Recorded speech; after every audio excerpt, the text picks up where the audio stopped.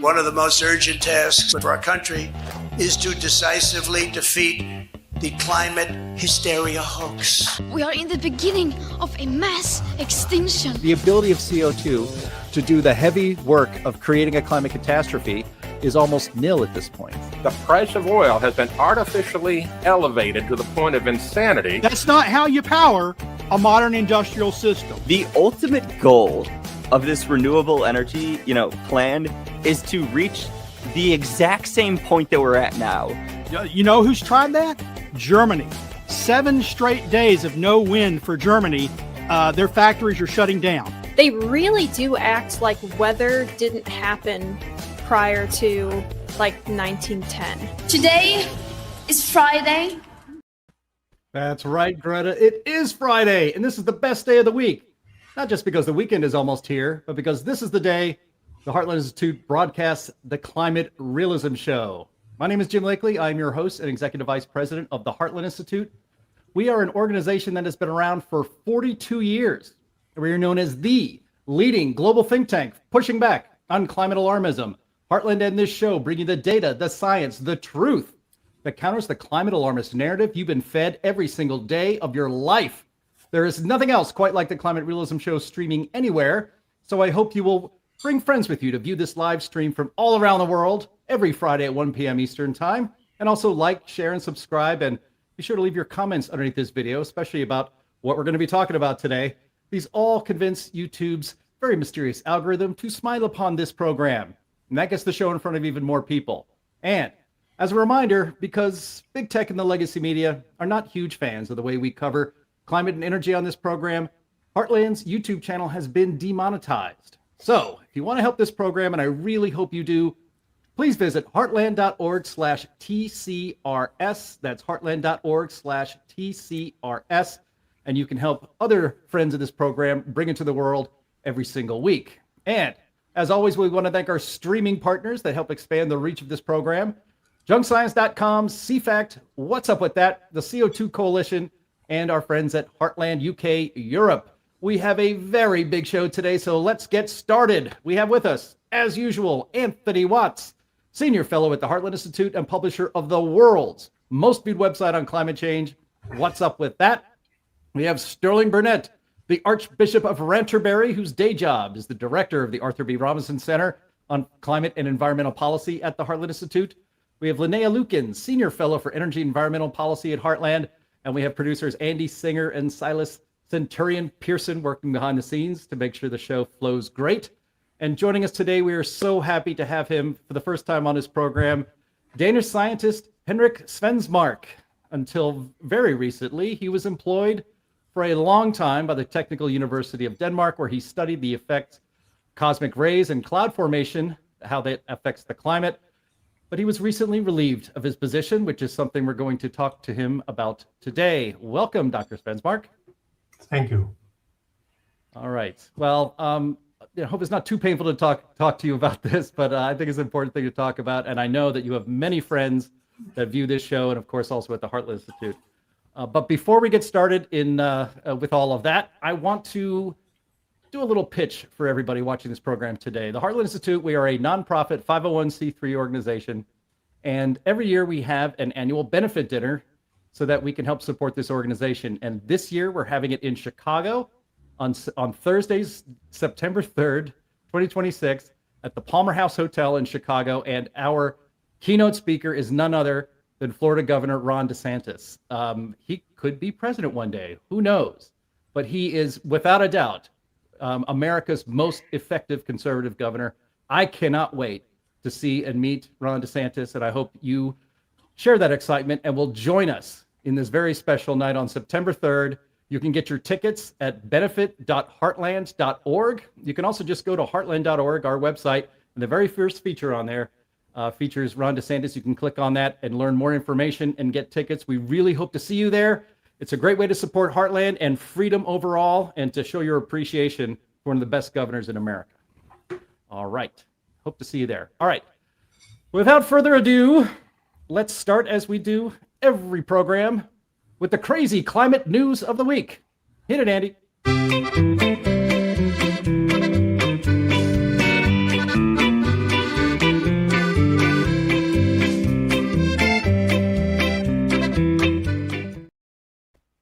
much Bill Nye, who I'm sure still has his job. He shouldn't. Anyway, we've titled this first one, "Why Was Svensmark Fired?" And we've learned about this, I think, actually, the first heard about this, I think, just before coming on the air last week. So we're very happy to have Henrik on today to talk about this. But this is truly crazy climate news, to be honest. But before we get to Dr. Svensmark, I want to read a little bit of background so that our audience kind of is up to speed on what's happening. And this comes from What's Up With That from our friends at Clintel. So I'll read a bit for you. Something unusual and encouraging has happened in Danish climate journalism. Berlingske, one of Denmark's leading national daily newspapers, has published an excellent and genuinely inquisitive article about the dismissal of physicist Henrik Svensmark from the Technical University of Denmark, DTU, where he has been working since the late 1990s. Here's how that article starts. He is one of Denmark's most internationally recognized researchers, and at the same time, one of the most controversial. But now, space and climate researcher Henrik Svensmark has, in his own words, been, quote, good old-fashioned fired by his employer, the Technical University of Denmark, in Lyngby. He does not rule out that, quote, political considerations, as he puts it, were involved in the years-long process that led to his final dismissal. At the same time, Henrik Svensmark does not hesitate to call it, quote, a death blow to a branch of research that he has largely developed single-handedly, and that climate researchers around the world, including the UN's climate panel, IPCC, have had to relate to, often reluctantly. This is mainly because Svensmark's research points to what he sees as an overlooked natural factor behind a large part of the climate changes Earth has undergone. He does not rule out that the dismissal may be linked to the fact that he is perceived as a controversial researcher in wide circles. Quote, there is nothing controversial about the research itself, but it is true that many perceive my research as controversial, even though it shouldn't be, unquote. DTU has no comments on the actual dismissal of Svensmark and refers to it as a personnel matter. However, the director of DTU Space, Henning Schrijver, confirms that Svensmark's overarching research area, atmospheric physics, will now, quote, be significantly down prioritized. Henrik, okay, you were quoted in that article. We'd love for you to take this opportunity to explain maybe your career at DTU and why you think that you were sacked, maybe not out of the blue, but finally. Yeah, I think as everybody, I mean, and they talk about my research, they always say that it's controversial. But the research I've been doing, there's nothing controversial in the way we do the science. It's a completely standard way of doing science. But it has been seen as controversial. And already when it started in 1996, and it was the first time presented at a conference in Birmingham, it gave an enormous backlash from media because they saw it as a big, a big problem for CO2 if solar activity could be important for climate change. And I think ever since that time, I have been, as a descent to this climate idea, and that CO2 is the main driver. So it has been quite an uphill battle all the years in order to do the research. And the thing is, and in order to do the research, you have to have funding, and getting funding. Nowadays, when you write a proposal, it got sent out to other scientists, and it's mainly other climate scientists. And most climate scientists don't think that anything else than CO2 is important for climate change. So over the years, I've had resistance of all kinds. In the beginning, I got a grant from the Carlsberg Foundation, the beer company. It's very prestigious to get this funding. But I was told from the foundation that, research leaders had asked the foundation to revoke my funding. They didn't do it, but I could continue. Later, when I was given a professorship in, I think it was 2016, the rector at that time, he got a number of scientists saying that they shouldn't hire me and have a professorship in that subject. And later, when I was up for a different kind of professorship, there was a new rector, and he simply cancelled the position. So, as you can see, that there's been so many times that there has been resistance of various kind. And in 2021, they tried to fire me the first time, but I actually got support letters from Linsen and Will Haber and a few other scientists. So for some reason, it was cancelled, the firing. So I wasn't really surprised when it happened again this year. And the very strange thing is that I had a meeting with the local management, and they were very, very happy about my work, and said that it was extremely important, and I should have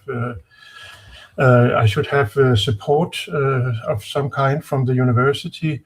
And then 2 months later, I'm told by the same people that now they are going to fire me. And the whole idea was that it had to do with that some project in the institute had used too much money. It had nothing to do with my research. So they had a lack of money, but the argument is really poor, because since 2021, they took away my salary. So I didn't have a salary from the university, only a very marginal amount of money I got from the university. And I had to find my own funding from private, actually from private people that helped me. So I haven't been very expensive for the university over this time.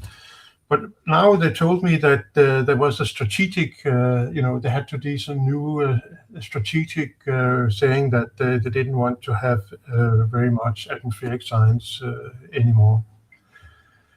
So what's going on behind the scenes, I don't know. But I can just see that it's just been a long... it's just been, there has been so much resistance all the time. So it's nothing new that this is... I'm not really surprised that it happened. I mean, they could have you for free, but they still didn't want you there. It seems pretty clear that there was another agenda afoot. A lot of our listeners are really into the science of climate change and are very familiar with a lot of the work that people have done. You were one of the most prestigious scientists in the world working on the effect of cosmic rays on the Earth's climate. I wonder if you can explain for our audience a little bit more about your experiments and your theories on the effect of cosmic rays on the climate. Yeah, that's really the very interesting, and that's the only reason that I have been continuing, even there's been so much resistance. The whole idea is that, constantly the atmosphere is penetrated by what we call cosmic rays. So if you could see cosmic rays, you would be able to see like it was raining all the time. And these particles, they are ionizing the atmosphere. And the idea is that this ionization, it actually stabilizes small molecular clusters in the atmosphere. And these small molecular clusters, when they're stable, they have a chance to grow and become cloud condensation nuclei. And cloud condensation nuclei, they are, what we call aerosols on the order of 50 nanometer. So they're so small you cannot see them with the naked eye. But if air is being elevated and cools, it might get supersaturated. And when it gets supersaturated on the order of 1%, it needs a surface for the water vapor to condense onto, and that is what these small particles are providing. So if you change the number of cloud condensation nuclei, you are changing the number of cloud droplets in a cloud, and by changing that, you are changing the optical properties of clouds, and especially the reflections of sunlight. So if you have more cloud condensation nuclei, you get a wider cloud, and therefore you get more reflection of sunlight out.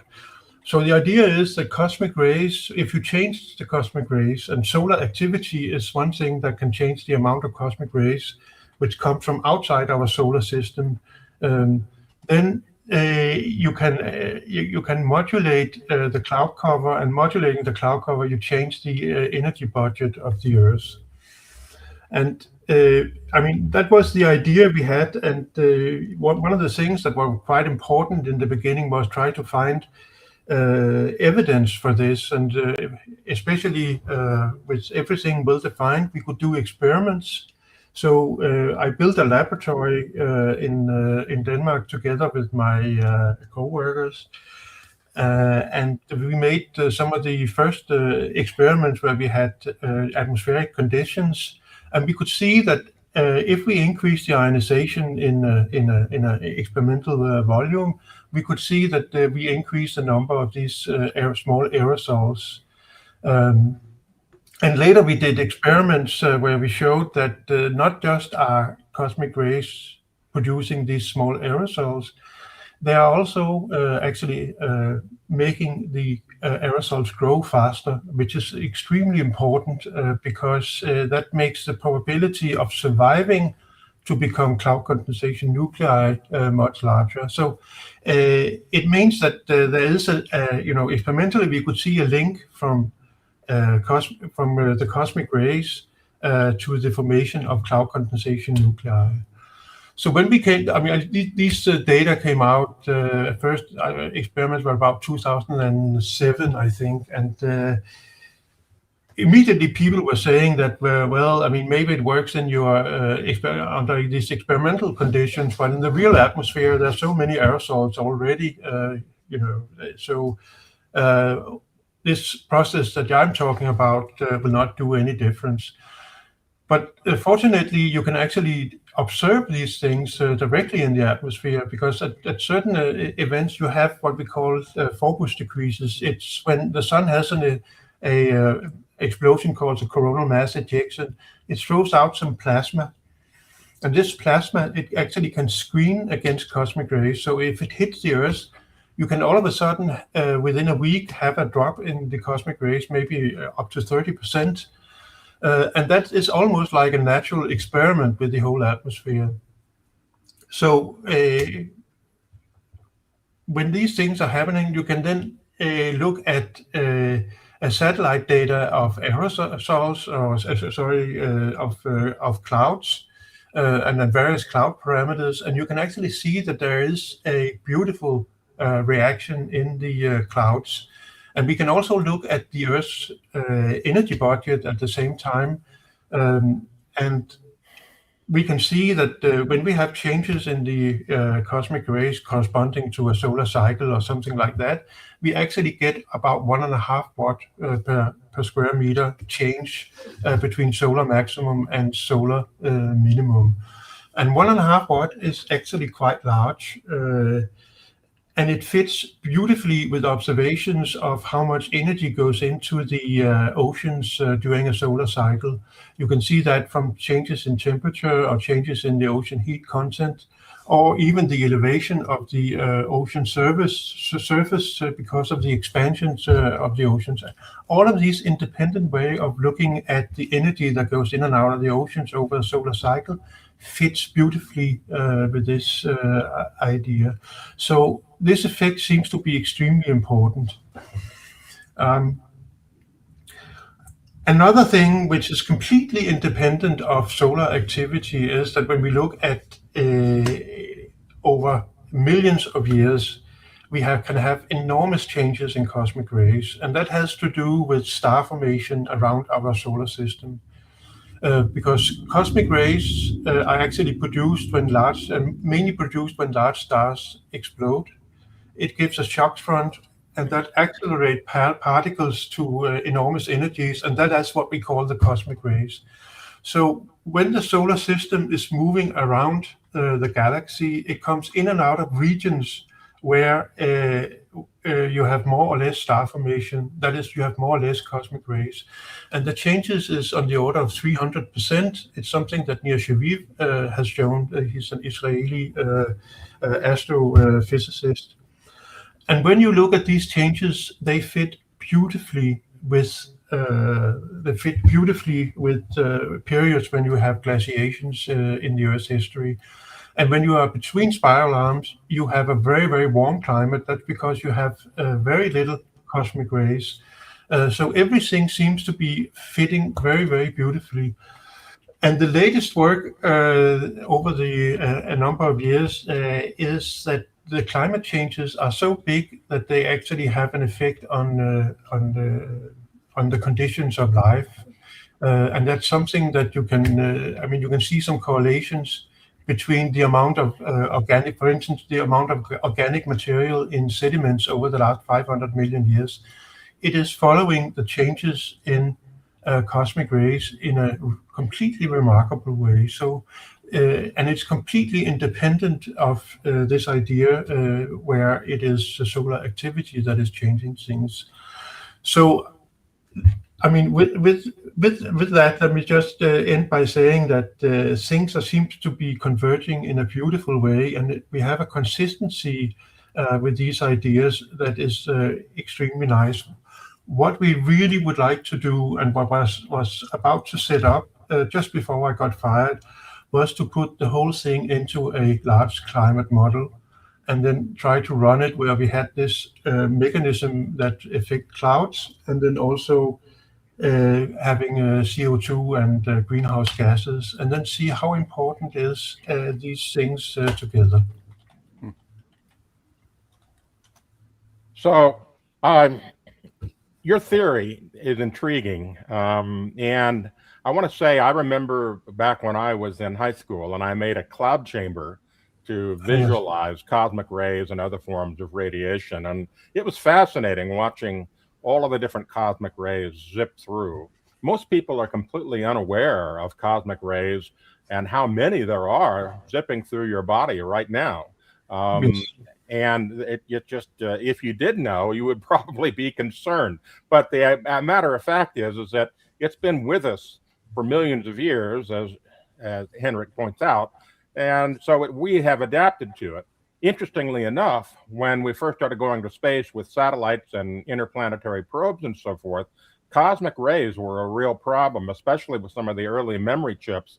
And in fact, the Voyager spacecraft, I believe, had a failure last year because one of its memory cells died, which could have been due to interaction with a cosmic ray. So with so many cosmic rays going through the atmosphere, saying that they would have no effect on perhaps cloud cover would really be saying, well, you know, that's just kind of silly because it's part of our environment. And so as the Earth goes through its different periods of rotation, going through, different alignments and so forth, the amount of cosmic rays waxes and wanes. And so it's not a static thing, just like climate, it's not static. So the idea here is that, yes, you can see cosmic rays in a cloud chamber. They create a nuclei that things condense on in a cloud chamber. So the same thing must be happening in the atmosphere. And that's why this theory is so intriguing. But I do want to say, trying to do atmospheric chemistry experiments is one of the most difficult parts of meteorology because you're confined to a laboratory environment, not the real world environment for this stuff. So it's very difficult to do. So I'm not at all surprised that it's been difficult for you to actually nail this down completely. Yeah, it's interesting because it's also when I was in high school, that was the cloud chamber that actually inspired me to, work along these lines. So that's a similar experience. I mean, in the cloud chamber, you have a supersaturation of vapors, which is, 300 to 400%, and it's alcohol vapors. In the atmosphere, you only have, about 1% supersaturation of water vapor. So therefore, the conditions is slightly different. So it's not exactly the same, but there are some similarities, absolutely. And one of the problems is that, as you say, it's experiments, and you have so you have very controlled conditions which you don't have in the real atmosphere. That's why I mentioned that we had these focus decreases where we have the natural changes in cosmic rays, and these have shown to be quite remarkable to extract information from. I mean, we can even see spatially that I mean, if the focus decrease is happening, when it's summer in the southern hemisphere, we can see that the effect is absolutely largest in the southern hemisphere, exactly as we would expect even from simulation. So I think that that's why I said that it seems to be converging towards a very good understanding. Now, I do see that many people think that. I'm told over and over again by people that the theory that I'm working on has been debunked. That it has no effect whatsoever. But it's simply not true. At some point, I think it should be taken into consideration. So that should come at some point. You, Henrik, you are at an age where if you wanted to, you could retire. You could you could leave the field of battle, enjoy other things in life. Are you actively seeking to continue your research? And if so, have you had any feelers out? I mean, well, feelers to yeah. I mean, it sort of didn't come as a surprise, and I have been trying to figure out, a way out if something happened, and I'm most likely going to have a connection to near Lviv's university. In at least for a couple of years, so I can finish, as much as possible. I mean, hopefully the research will continue. The problem is I have to find some financing, but that's the eternal problem when you do research. Henrik, I mean, so you were at DTU for about 30 years. When was the Yes. first time in your career that you discovered that your climate research was considered controversial? When did you start getting pushback on that stuff? Well, I mean, I did this work. I was hired at the Danish Meteorological Institute, and in my spare time, I thought about why solar activity could affect the climate. So that was the first time I got this idea that it might be clouds and it might be cosmic rays, again, because of this cloud chamber idea that I saw in high school. And then I got the data, and it looks very nice with the correlation. So there seems to be a correlation with the solar cycle at that time. And it's just a correlation. But it was then presented at a conference in Birmingham in 1996. And a newspaper, actually the same newspaper that has written about my firing, they said that it was it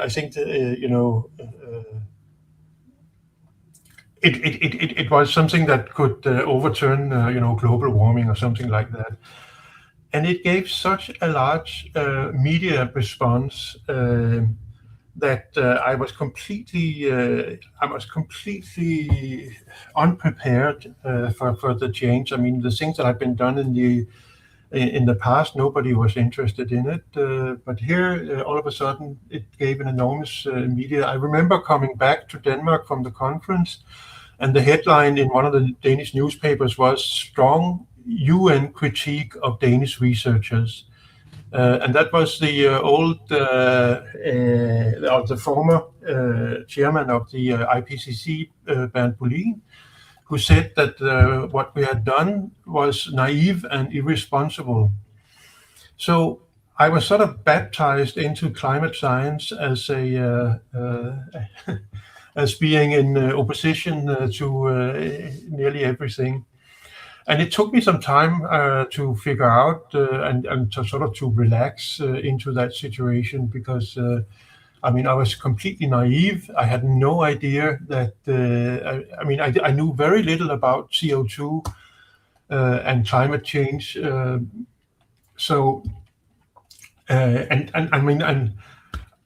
it's not something I'm particularly interested in, CO2 and climate change, because I don't think it's very interesting as such. It's not something I would use my career at for sure. But ever since that time, I have been in opposition, and my name has been a problem. I was one of the founders of the Cloud project in CERN in Geneva. And at some point, the people that got into the project, there was more and more people from atmospheric science, and they started getting worried about having a person like me in the project, because they were afraid that they couldn't get funding if I was part of it. So I was actually thrown out of the Cloud project. Yeah. Well, Henrik, you say that you're not that interested in CO2. Unfortunately, CO2 is very interested in you, and that was a problem during your career. I'm actually curious as to, what you've described to me is somebody who from very early on in his scientific academic career has been basically under attack or undermined and vilified right from the very beginning. How many of your colleagues at your former university place of employment have experienced something similar where they're constantly being undermined and criticized? Do you have any peers in that regard? I mean, I'm quite alone in that respect. I had some people that I've been working with, some colleagues, and some of them have had. One of them got fired in 2021 when they tried to fire me, but then he got hired by another group. So he's still at the university, and I've still been working with him. This is Martin Enghoff, one of my colleagues. But there are other, it's been a problem because, if I had some students coming and they wanted to do a project with me, in some cases they told me that they can't, do the project because they've just been told that if they work with me, it will be really bad for their career. So they can't work with me, and I think it's true in the sense I'm really reluctant in order to take in young people because I was reluctant because it would not be good for their career unless they wanted to do something completely different from science. So and there's another thing. You have people who are very hostile to this type of research, but there's a lot of self-censorship. A young person cannot go into this field because it would ruin his career. So you can't do it. The good thing for me is that then I've had the field for myself. If it was a popular field, all of a sudden, I would not have been able to make all the discoveries. I would just have maybe been, able to initiate it, but many of the discoveries would not have been for me. So there are some good things. That's what I really have to, take some comfort in. Yeah. Well, look, you just said it there, Henrik, that you were depending on private funding for your research at DTU for the last several years. You are now still seeking you could use some private support to continue your research. Yes. We're not going to give out your personal contact information here on this program, But this program and the people that are hosting it are not hard to find. We're all have public emails. If you are interested in supporting real science by a real scientist who, you can come through the Heartland Institute. And when we find good information, we will get that to Henrik to make sure that we're doing our part to make sure that you can continue. So, because this is a complete outrage. We're having a little bit of fun with it, but, it's outrageous. And I think one of the worst parts of this is what you've just said there near the end. And we've hosted 16 international conferences on climate change as the Heartland Institute. I know you've spoken at least one. And one of the frustrations, one of the laments of many of the scientists is exactly what you said, that young people who have an interest in having a long career are not going to be working very closely with people like you who are under constant attack by their universities, because that is a death sentence for their career. And that's not how science and academia should work, but unfortunately it's too common. No, it's. We have some ideals, but it's done by people, and people are doing bad things, unfortunately. But we at the Robinson Center will continue to be in contact with you, Henrik, and okay, thank you. And we'll see if we can't help get some of your work and ideas out there. That would be great. Right. Thank you. All right, well, let's move on to, let's have a little bit more fun on this show. This show is supposed to be fun. That's a big part of the show. But I've titled the next item, No More Summer Fun. I'm killing myself here. Anyway, this comes from NPR, and it's kind of funny, actually. The headline is, Climate Change is Now Threatening a Pillar of Childhood, Summer Break. I'm going to read a little bit of this for you, as NPR is wont to do. They like to paint a picture. On a beautiful summer day in July, 7-year-old Penelope is turning into a mermaid. I like playing mermaid, she says, with her feet dangling in the swimming pool at Beauvoir Summer Camp in Washington, D.C. Like I'm a human, and then I turn into a mermaid, and I use one of the pool noodles as a dolphin, and I play with my friends, she says. How sweet. Penelope and her best friend Sam, also 7, say pool time is their favorite activity at this camp. But the pool was empty during the last free swim. Campers spent the day indoors to avoid hazardous air quality from wildfire smoke. And earlier in the summer, the heat forced them to cut down their outside playtime, says Drew McKay, director of the summer camp. This summer has brought no shortage of extreme weather and wildfires across the country. In northern Minnesota and Canada, fires devastated communities and caused dangerous smoke to blanket large swaths of the Midwest and northeastern United States. Deadly floods prompted disaster declarations in parts of Texas, and an extreme heat wave in July was dubbed the new normal for 4th of July celebrations. As the climate warms due in large part to burning fossil fuels, not true. Research shows that heat waves, droughts, hurricanes, and floods have become more intense and more frequent, also not true. Families are feeling it. Further north in Pennsylvania, Lauren Smith and her kids have had a summer full of dangerous weather. First, it was the extreme heat that disrupted the normal activities at a soccer camp, with temperatures reaching almost 100 degrees on a big treeless field. Then, wildfire smoke kept the family in the house. When the nonstop rain hit, it was almost a blessing. With weather conditions that make outdoor fun not just impossible, but dangerous, parents, summer camp leaders, and school-age kids told NPR how they are experiencing the effects of the changing climate.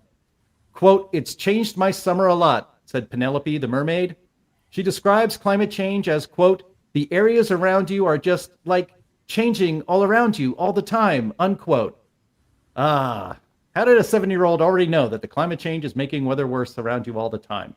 Anthony, let's go with you. You flagged this for us this week. Is this climate change, or is this summer just like all the rest? Well, I think what I'll do here is I will channel the Beach Boys and say it'll be fun, fun, fun until climate takes the T-bird away. Well done. That was a long read. I knew you'd have something for us. Well, it's nuts. This whole thing is nuts. We have an article up on Climate Realism today talking about it. And, this whole article is just a bunch of anecdotes and opinions and some obvious output from some brainwashing of children, where this one kid just simply says, well, everything's changing all around me all the time, and blaming it on climate change. I mean, it has to be the adults that basically said, well, all the weather is climate now. They can't seem to get past that. It's really sad because, we did a few weeks ago, we talked about the damages that have been done by like the models, RCP 8.5, and the disaster scenarios that this thing put out for the future. And these disaster scenarios have given a lot of children no hope for the future. And so now they're taking summer away, just by simply making a story about it. I mean, it's just sad. It's sad and depressing that the media has stooped to this sort of nonsense and engaging children in, the idea that their summers are no longer going to be fun. I mean, it's borderline child abuse, in my opinion. One of the things that Anthony points out in his article is that summer's experienced differently in different regions. It's hotter than winter, almost, probably everywhere. But a Texas summer or an Arizona summer always has been very different from a Minnesota or a Wisconsin or a British Columbian summer. People adjust. When it was probably 78, 79 here in Texas. We had 50 straight days of over 100 temperatures and 60 with no rain. The ground opened into huge cracks. And that was when the earth was cooler and people were warning of the next ice age. The point is, it's always been dangerous. Kids die every year, not just in Texas, but I suspect other places, when they start up preseason football camps, and they're out there doing their drills and their exercises. And it's tragic, and we can try and avoid it with better hydration, but it's not climate change. And wildfires aren't climate change. You look at data and you look at trends, and the trends don't show increasing wildfires as CO2 goes up or as fossil fuel use goes up. It just doesn't correspond. Nor is,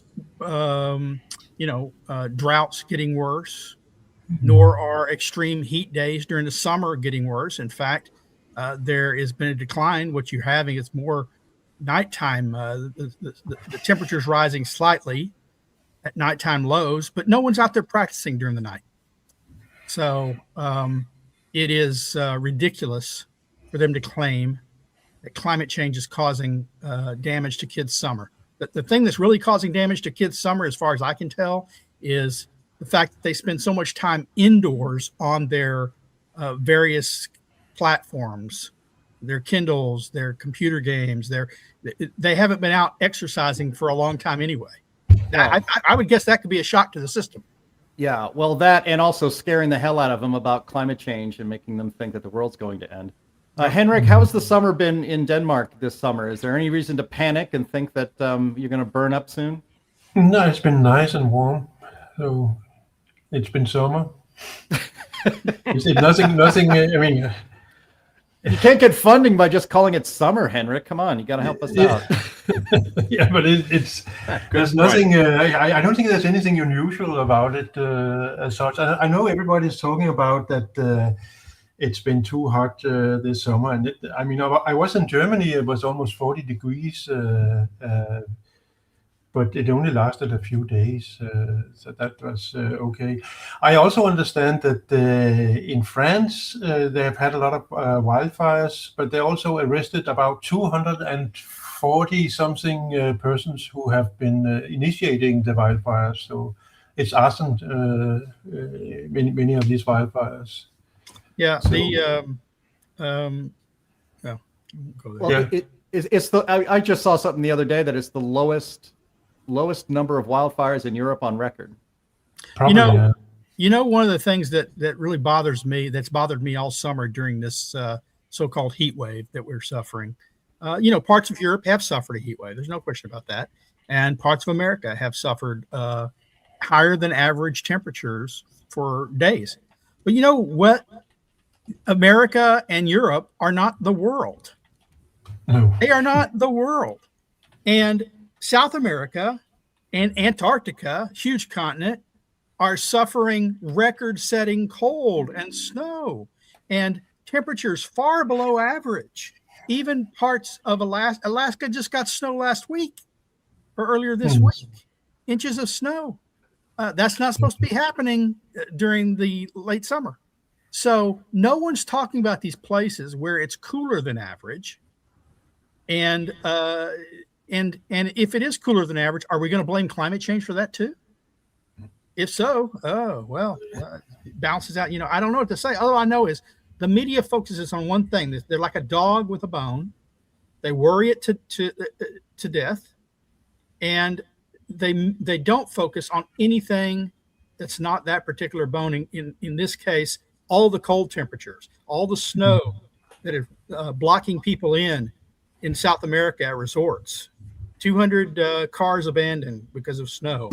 They're having to truck them out with emergency vehicles, and no one's talking about it. Yeah. Linnea, close us out.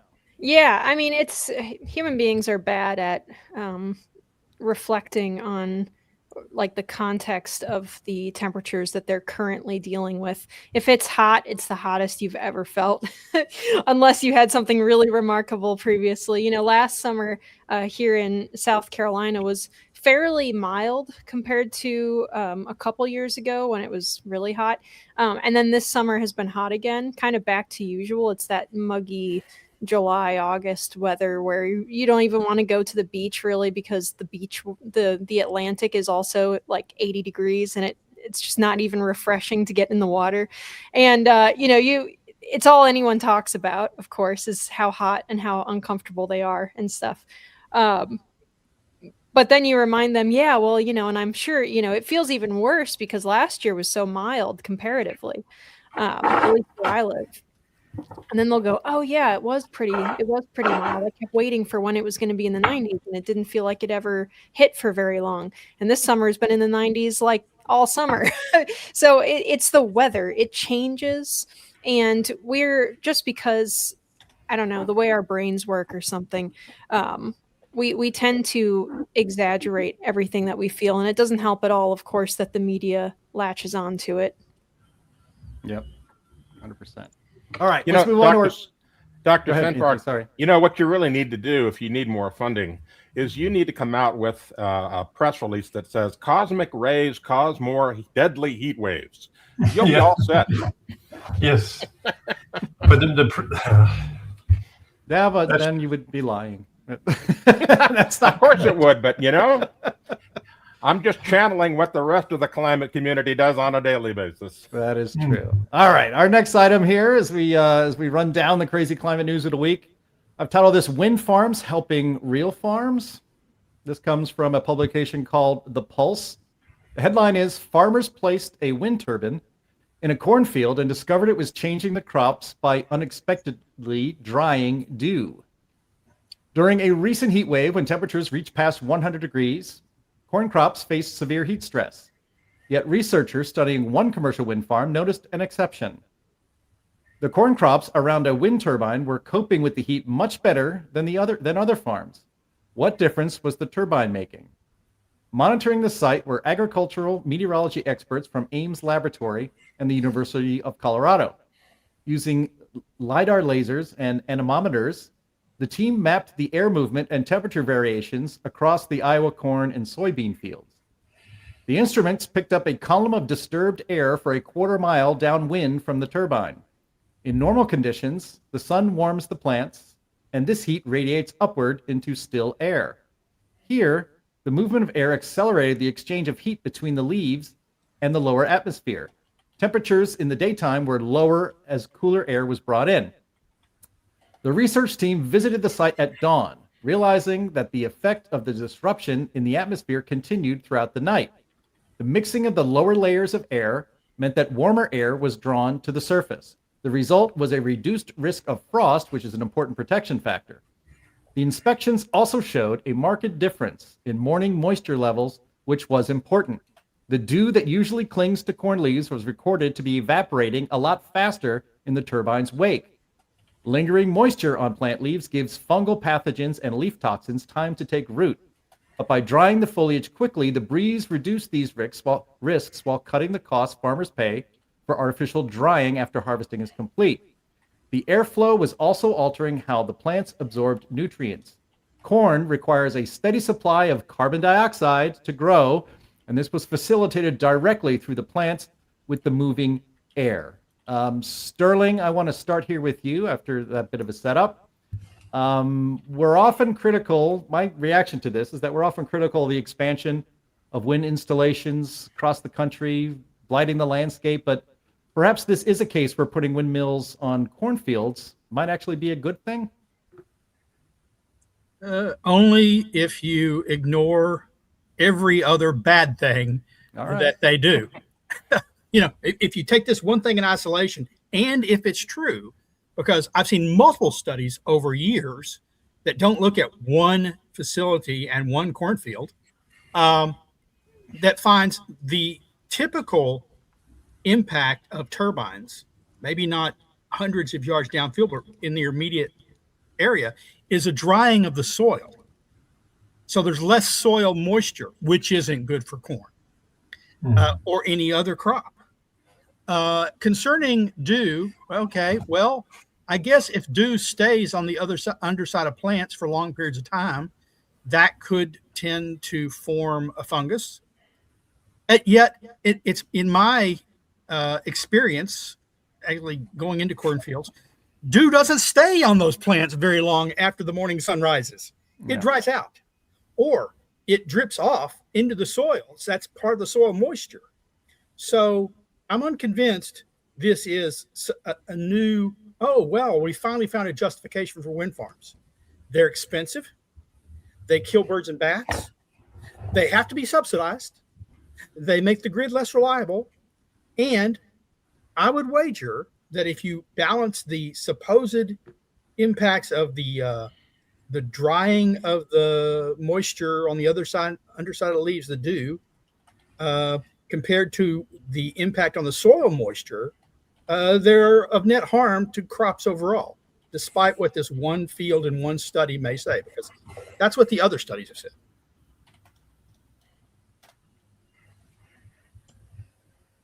I've got nothing to add to that, Sterling. I think you pretty much killed it.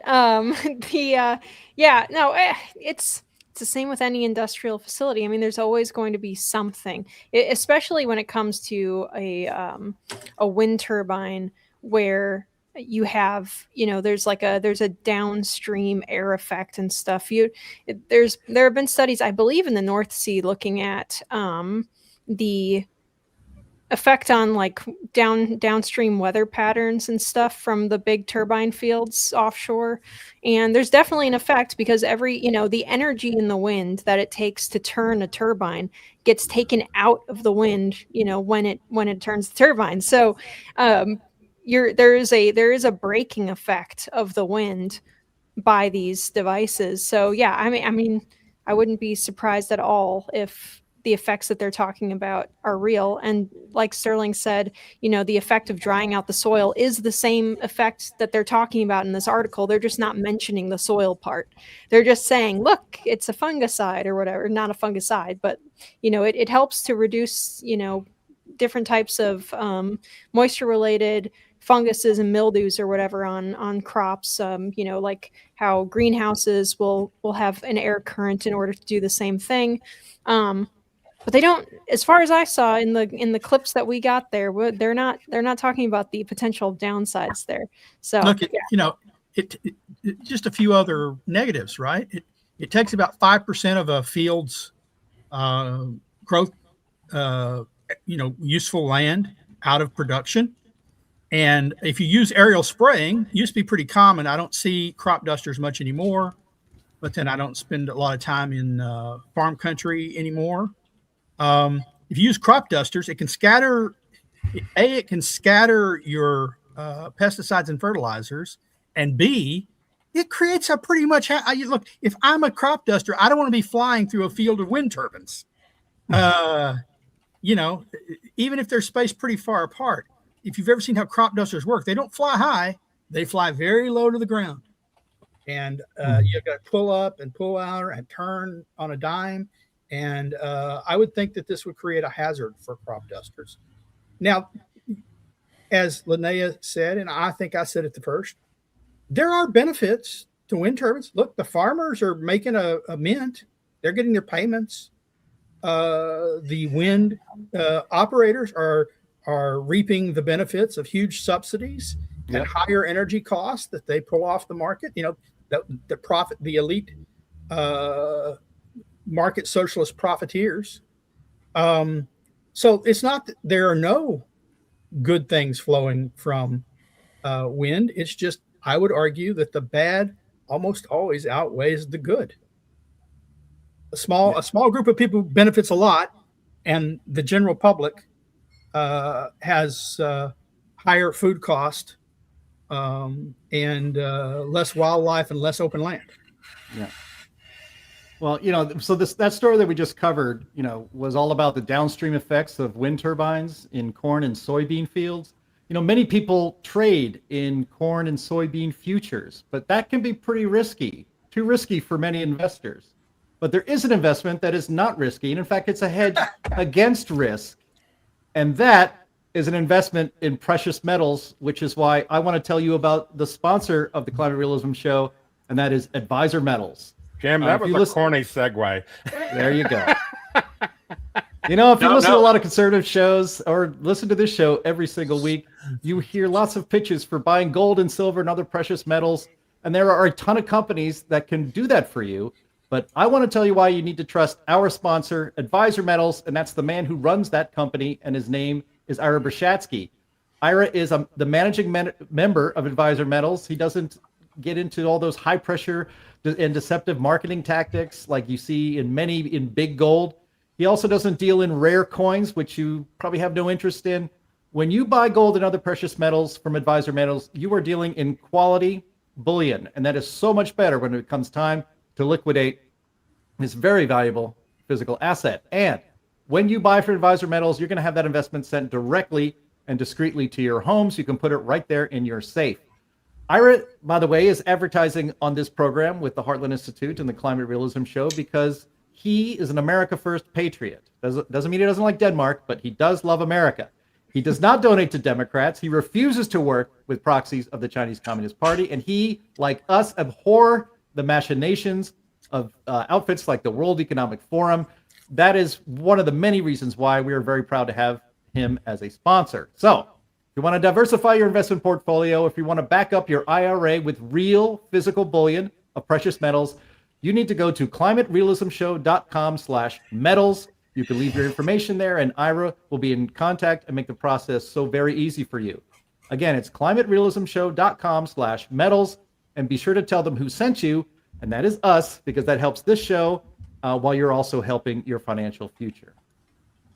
All right. Even Henrik had to smile at that segue. I love it. All right. Yes, I'm trying to give Linnea a run for her money. It's a big competition we have going on back and forth. I think I did myself pretty well there. That was the best yet. That was the best yet. I thought it was going to be my best yet. Had to think of it. All right. Thank you very much. And speaking of comedy, so before we get into the Q&A section today, this was shared in a group of climate realists that I message with here and there. This is a pretty funny video. It's 3 minutes long. We normally don't play videos this long, but this is definitely worth it. This comes from an account called Artificial Idiots, and they do AI videos of comedy. And this is a very funny comedy video, I think, about net zero in Britain. So let's have a watch. Tonight, we're going to be investigating net zero, a bold government plan that aims to save the planet by drastically cutting carbon emissions. But do the British public believe in a cleaner, greener future? Or is it just another crazy idea destined for failure? We sent our reporters around the country to find out more. What do you think of net zero and the government's energy policy, sir? a load of bollocks, that's what I think. Any thoughts on net zero? It's so important if we want to save the planet, and if my granny has got to freeze to death because she can't afford to put the heating on, then so be it. I'm currently joined by Officer Longcock, and I believe what we're standing on now is the newest submarine to join the Royal Navy fleet. Can you tell me what's so special about it? HMS Sunshine is the world's first solar-powered submarine. It cost £400 billion to develop, and it really is one of a kind. Have you encountered any problems with it yet? Well, obviously the solar panels don't work underwater, and we can only store enough power to keep us moving for 15 minutes at a time. So, unfortunately, we do have to keep resurfacing for a minimum of 24 hours to recharge the batteries, which isn't exactly ideal. I've now been joined by Ted Willihan, who is Secretary of State for Energy Security and Net Zero. Hi, Jenna, and a big hello to all the peasants watching at home. Ted, is it true you want to replace all the farmland and cows behind us and fill all this area with large solar farms instead? Farming isn't good for the environment, and cows cause too much pollution with their farts, so Yes. solar farms are the answer. What do British farmers think of this? Farmers fully support me, and they think I'm doing a great job. Solar is the future of farmland. You don't have to get up at 4 a.m. to milk a solar panel. Willie Hand, you wanker! Get off my land! How do you feel about Britain having the highest energy bills in the world? It's ridiculous. It's that bad. I've started sleeping with my husband again just to warm me up for 2 minutes. Thoughts on net zero? It's not good. No meat, no dairy, no holidays and no money. They should just reopen the coal mines and stop worrying about windmills and cow farts. Ted, I think that farmer spoke for everyone in Britain right now who are struggling to afford their energy bills. What do you say to those people? If I was them, I'd just get a higher paying job. For example, if you're earning minimum wage, just get a job on £50 an hour instead, and that will make bills much more affordable. But why are energy prices going up? Well, that's just not true. If you look at this chart here, you can see energy prices are actually going down. I'm pretty sure that graph is upside down, Ted. Oh, yes, it is. My mistake. Well spotted. What about pensioners who can't work? We heard a story last week about an 80-year-old woman who was wearing 3 jumpers and 2 coats and was still cold. What do you say to her, Mr. Willihan? I would suggest that maybe she should consider wearing 4 jumpers and 3 coats instead. Either that, or perhaps she could just visit Benidorm for a few months during winter. I think that farmer was right, Ted. You really are a wanker, aren't you? Anyway, it's time to check back in with our reporters out on the streets. Do you agree with net zero? No, I honestly don't give a shit about all that stuff. Bring on global warming. I think I speak for everyone when I say this country could do with being a bit hotter. Is there any reason you haven't bought an electric car yet, sir?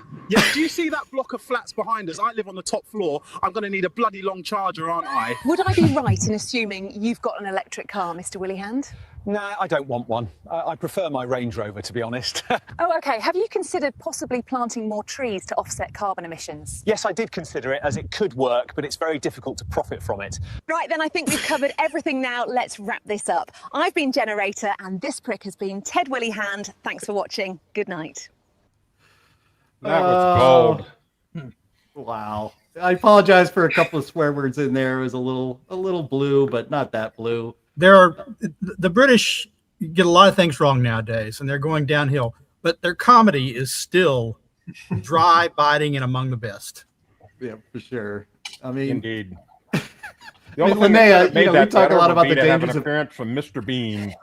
Yeah. Yeah, I wish Monty Python's would take on net zero. Yeah. I mean, Linnea, we talk a lot about the dangers of AI on the In the Tank show on Thursdays at this very same time every Thursday. But some good can come out of it too. And there's no better path of opposition really than mockery, and that's classic. Yeah. Well, this is goofy, silly things are what generative AI are for. That's their best use case. So I'm happy with it. All right. Well, I know we have a lot of questions for Henrik, so I'm glad we all enjoyed that. I know the audience, the chat was going crazy for it, so thank you all for that.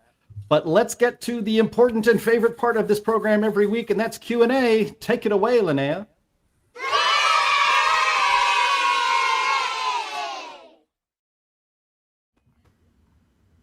All right. Thank you very much.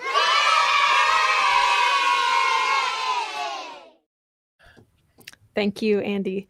Whoever it is that did that. Yeah, so apologies for my bad lighting. All of a sudden, my lamp just went out, so that's cool, I guess. I'm going to prioritize the questions for Dr. Svensmark. We will try to get to most of those first. So first question from Tech here is the lower stratosphere still cooling? I must say I'm not quite sure whether it's still cooling. It has been cooling for quite a while, but I don't know. Some of the other people here probably knows that better than I. Anthony?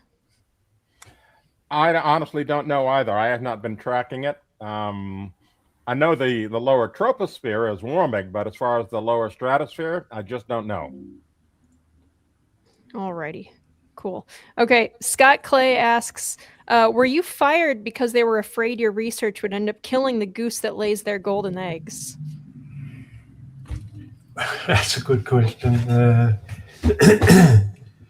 I mean, I don't have a real answer, exactly what is happening, but there's no doubt that if solar activity has been really important, it might mean that the climate sensitivity to CO2 would be smaller. There's a lot of evidence for that is the case, and so it might be that CO2 is less of a problem, and if it's not a problem, it's very difficult to get the golden eggs out of it. Very true. All right.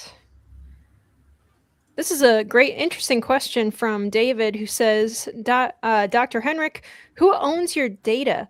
Will you be able to take your research with you? That's a good question. I have all my data. I mean, all the digital data. I already make sure that I got that. But I mean, I actually over more than 10 years built a large laboratory where we could make these very unique experiments. And it's a completely unique setup that we made. And I was, when I got fired, I was no longer allowed to go into the laboratory. So they have confiscated the whole laboratory from me.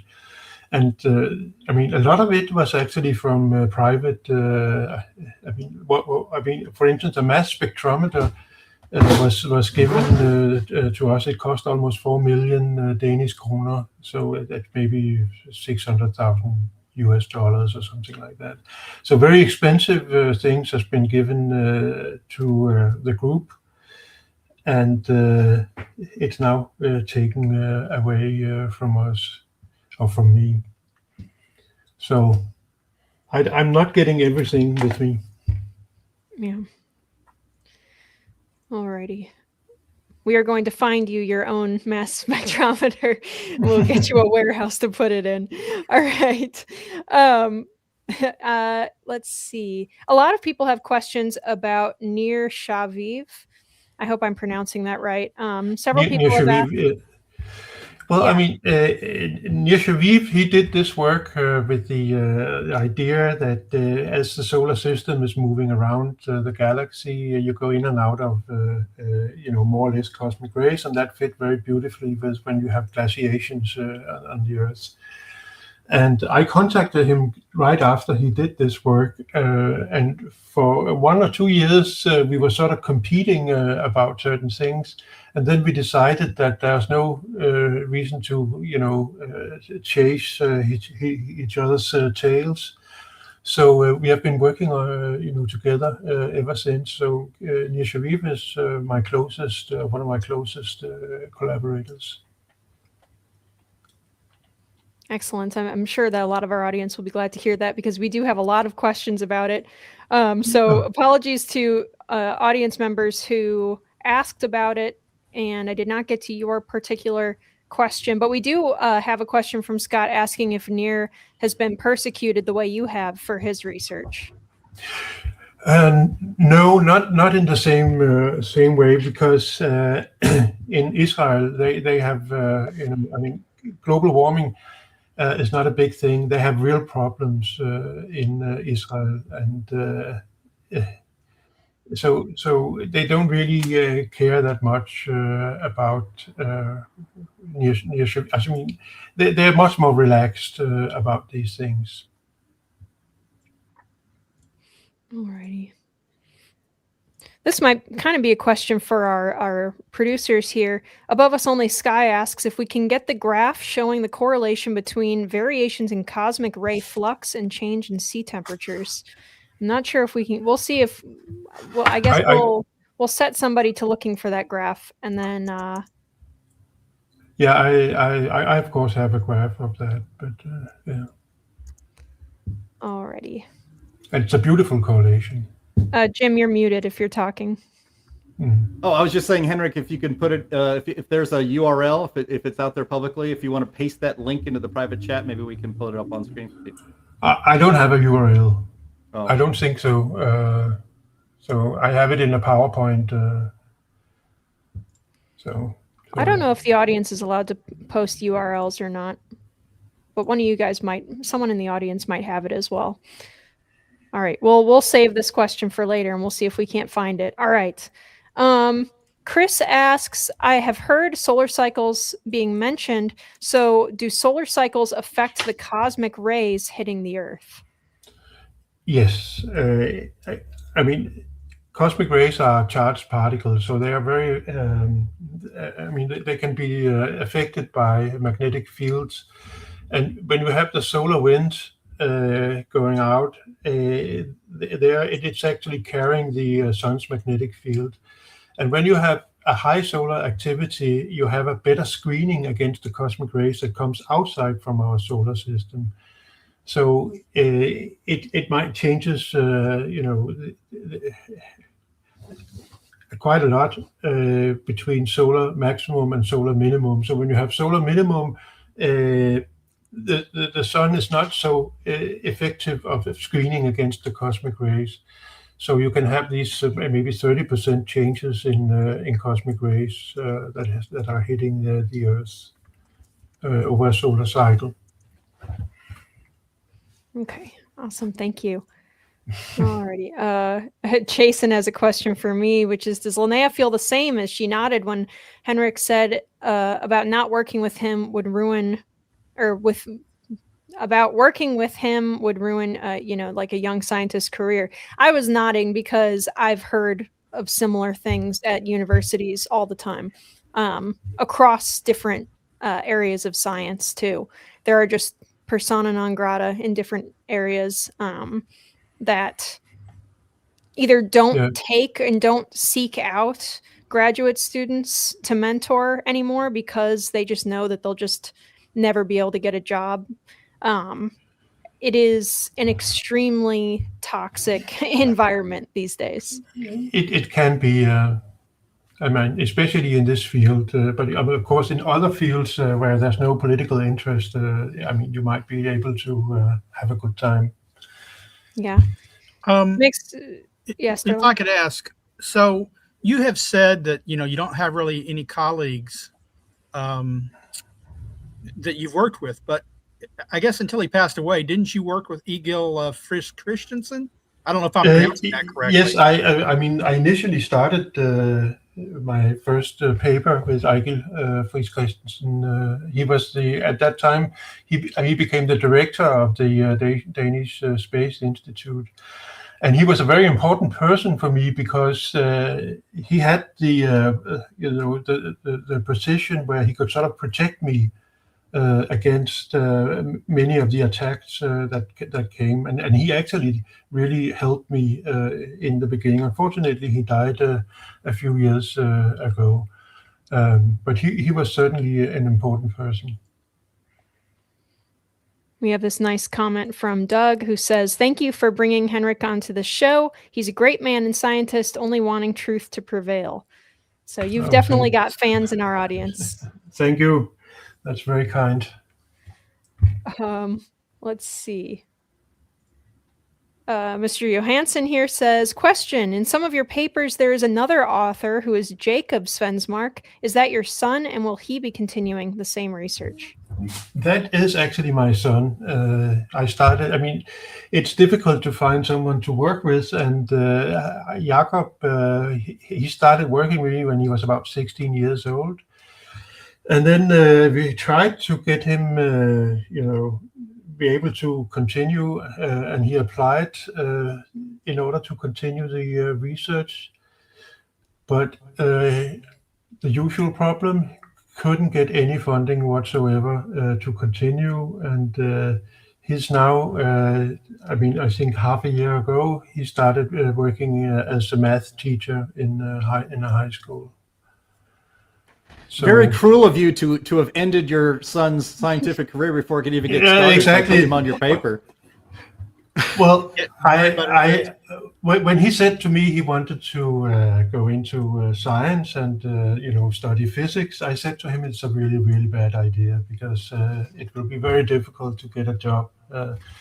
And so he actually signed up for university without telling me. So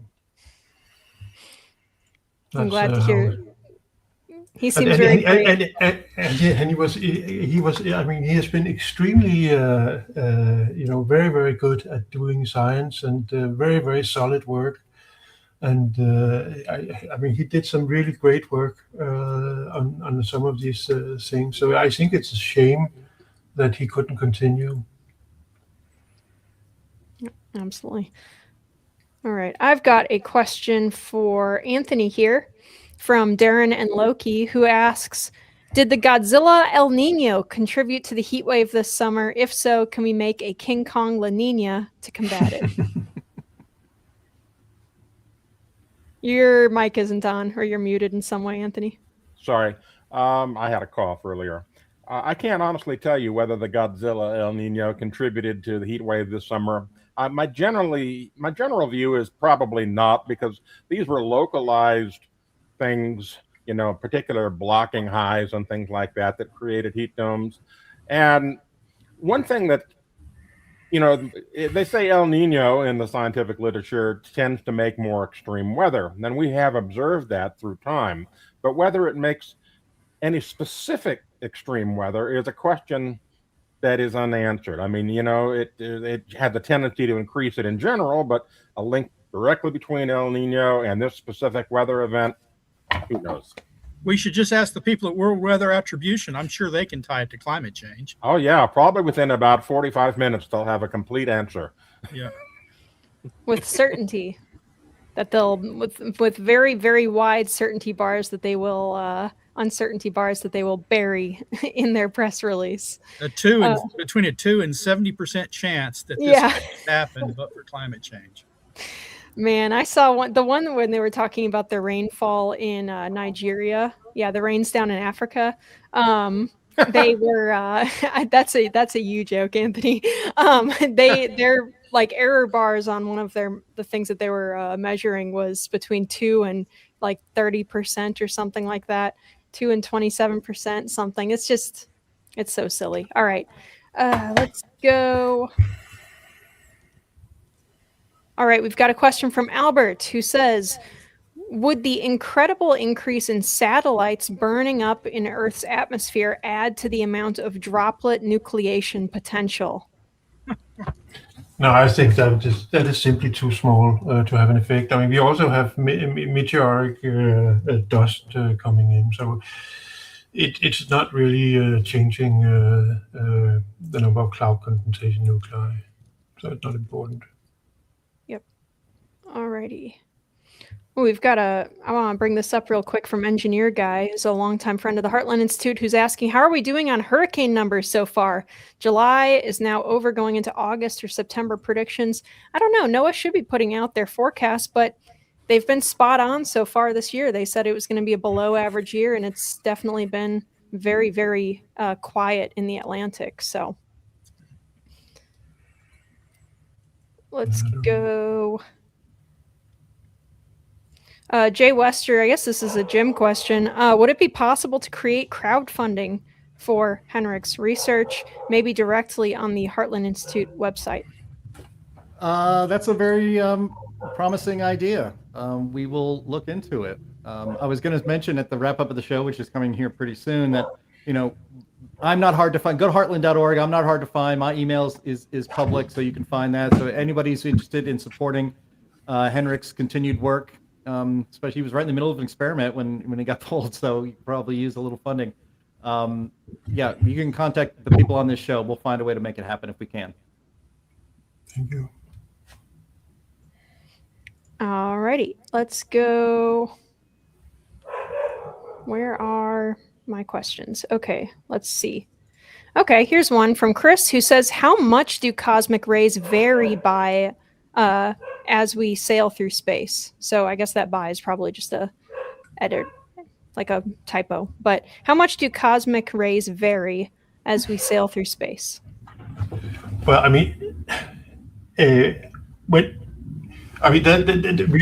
are sort of shielded against cosmic rays by several things. We have the Earth's atmosphere, and we have the Earth's magnetic field. Then we have the sun's solar wind.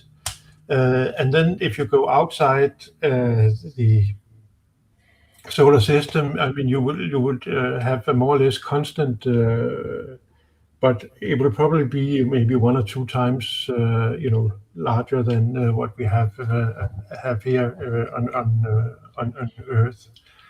So it varies quite a lot, but we are shielded against cosmic rays, and it's a good thing, I guess, because it means that we are not getting as much radiation. I mean, if people will want to live on Mars, for instance, the planet Mars, it doesn't really have a magnetic field, and the atmosphere is extremely thin. So there you will give a much higher radiation dose than what you get here on the surface of the Earth. So that will be a problem if you want to settle on Mars. You have to solve that problem. All right. Kind of a follow-up question to that issue is from Tech, are there more cosmic rays as we approach the galactic plane, or more as we move above, below, or away from the galactic plane? Yes. The reason is that most of the large stars are produced very close to the midplane of the galactic plane. And so that's also where you have most of the cosmic rays, the sources of cosmic rays. That means that you will see a decay as you move up in the galactic plane.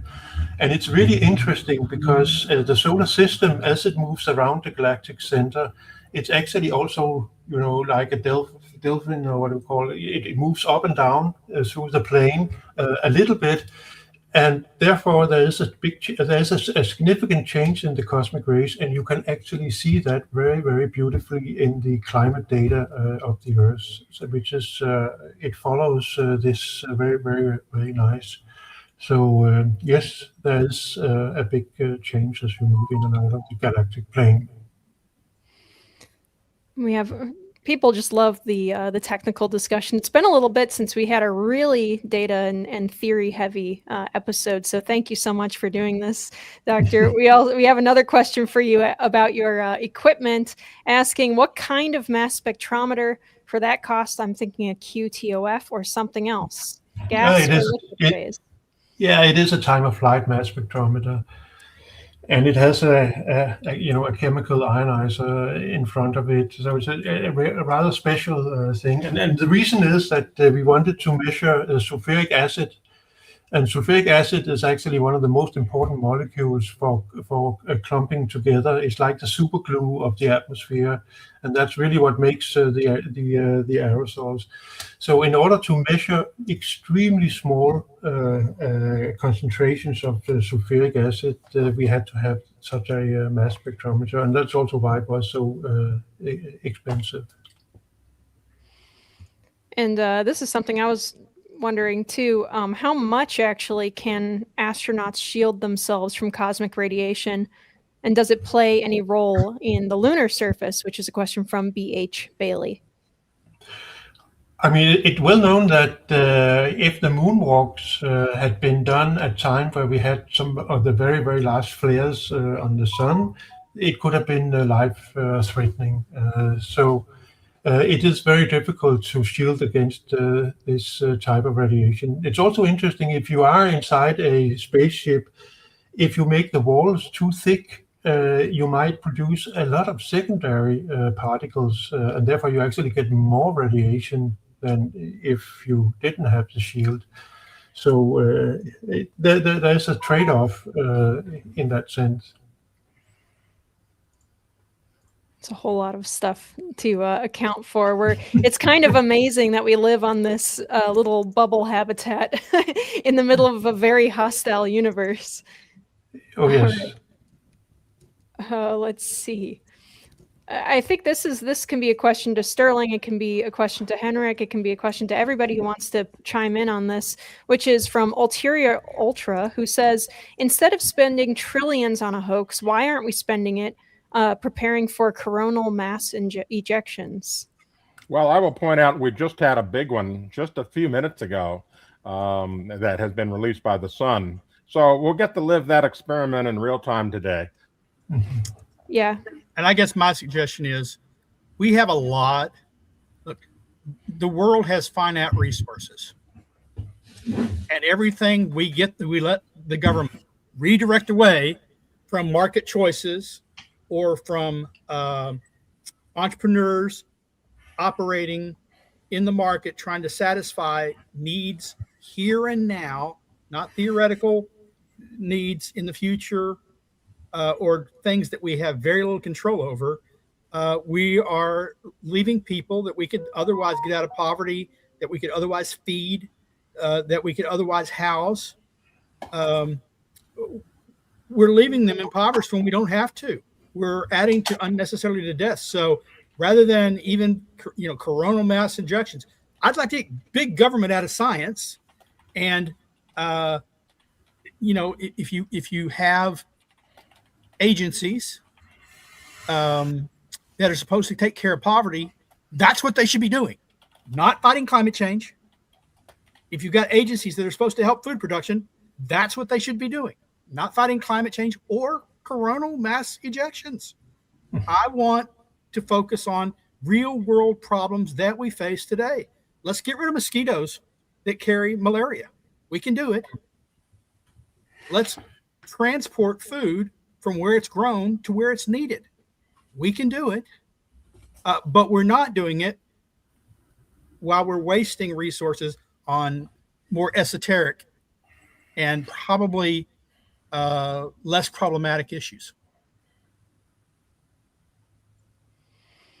Well, if we're talking about like grid hardening and stuff, they do try to do it. We're behind on so many things on our grid. It's not just hardening against, solar flare effects and things like that. It's just keeping the dang towers standing when the wind blows. So we've got a whole lot of stuff to update on our grid. And yes, we are spending trillions and trillions of dollars on the climate scam, or as our president says, the climate hoax. And although much less than we were before after the last, couple of rounds of US aid cuts and whatnot. Hardening the grids from EMFs makes sense. Yeah. Because we got a lot of terrorists out there that would love to take the grid down. Absolutely. All right. Let's see. I'm going to find one more question for us. I'm going to try to. Oh, okay. Here's one. We're gonna be mean to climate models for the end of the show. All right. So Chris asks. There goes my dog. Did Henrik just say that no climate models have adapted to take cosmic rays into account yet? That's true. There's not a single model that has been in a proper way included this. There are some chemical transport models where you have tried to put in, but they have a fixed meteorology, so that doesn't really count. So that's really what we want to do, and I think it's quite important to figure out, what will the result be, and it could be that cosmic rays and changes in clouds, changes in clouds has been very important for the changes in climate we have seen over maybe the last 100 years. It will shed some new light on the whole problem, and it could be quite important. Thank you so much. I'm going to hand the show back to Jim here, and he can close us out. All right. Yes. Thank you so much. This was such a special show. I want to thank everybody for for being here on the with us today, especially our international audience that was so engaged in today's conversation. And they were so engaged because of our special guest today, Dr. Henrik Svensmark. Henrik, I want to thank you so much for being on the show. We have fans in Denmark who enjoyed you being here. We did as well, and I hope you can come back another time. And if you want to support the work, because he's been defunded and fired from his job at the university in Denmark. So if you want to support his work, I put this up there on the screen before. I think the best way to do that is working through the Heartland Institute. You can email think@heartland.org, think@heartland.org, and we will try to see if we can do something to support Henrik's work going forward. I want to thank our streaming partners, junkscience.com, CFAC, the CO2 Coalition, Climate Depot, What's Up With That, and Heartland UK Europe. I want to thank our producers behind the scenes, Silas and Andy. Thank you, Anthony Watts. Thank you, Sterling Burnett. Thank you, Linnea Lueken. And thank you again to you, the audience, who make this show so much fun. And it's why we do it every single week. We will talk to you next week. Bye-bye.